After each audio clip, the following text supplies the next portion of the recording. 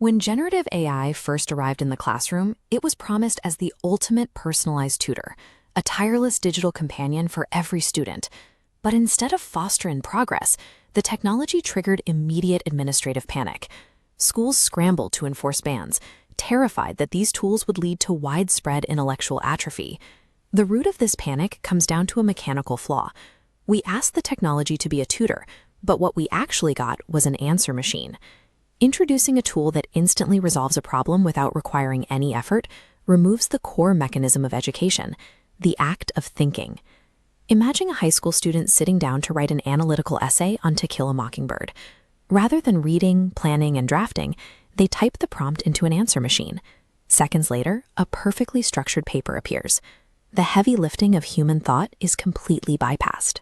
This diagram illustrates the physical reality of that shortcut. On the left, we see what happens when a student outsources the work. They receive a quick dopamine hit of completion, a flash of reward that leaves no lasting structure. The right side shows true learning, where struggling through the material forces the brain to physically wire permanent synaptic connections. By skipping that necessary friction, we strip away the retention. We breed intellectual fragility, conditioning students to rely on an external oracle to process basic thoughts. Curious, historical tone. To solve this modern technological crisis, we have to look 2,400 years into the past, to the streets of ancient Athens.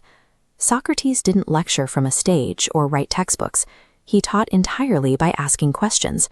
He viewed himself as a midwife, gently helping a student's mind give birth to its own latent understanding. His approach relied on a specific assumption. The human brain is a natural engine for logic and pattern recognition. The mind doesn't need to be programmed with facts. It needs to be prompted to find them. That prompting creates what educators call productive struggle.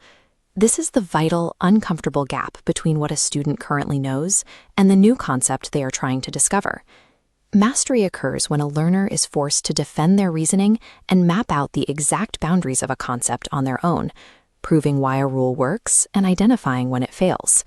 This ancient blueprint is the exact foundation of Eduminium.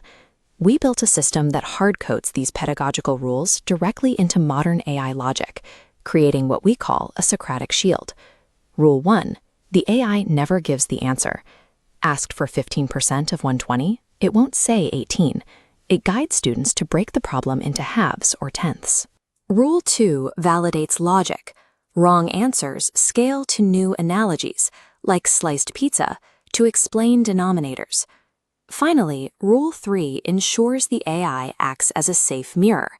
It provides a tireless, non-judgmental conversational partner that speaks at the student's exact reading level and never loses patience. By enforcing these strict boundaries, generative technology stops being a threat to academic integrity and transforms into an unparalleled cognitive accelerator. For institutional decision-makers, this resolves the primary friction of modern tech. Plagiarism policing becomes obsolete because the ability to cheat is structurally engineered out of the software itself. When checking this dashboard, teachers get the equivalent of 30 personalized digital assistants working simultaneously. They see a cognitive map of the classroom, visualizing the exact path of logic each student took to arrive at their conclusion. For parents, this democratizes the kind of hyper-personalized, patient instruction that used to be strictly reserved for wealthy families paying for elite private tutors.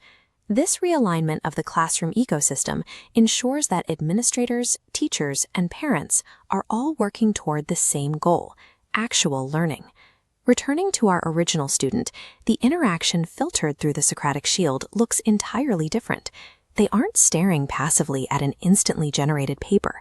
They are engaging in a back-and-forth dialogue, actively defending their premises and articulating the underlying logic behind their thesis statement. The classroom transitions away from a stressful battleground over fake AI-generated outputs, returning to a space of deep, unfakeable learning. The ultimate endgame of this architecture is to build what we call cognitive sovereignty in the next generation.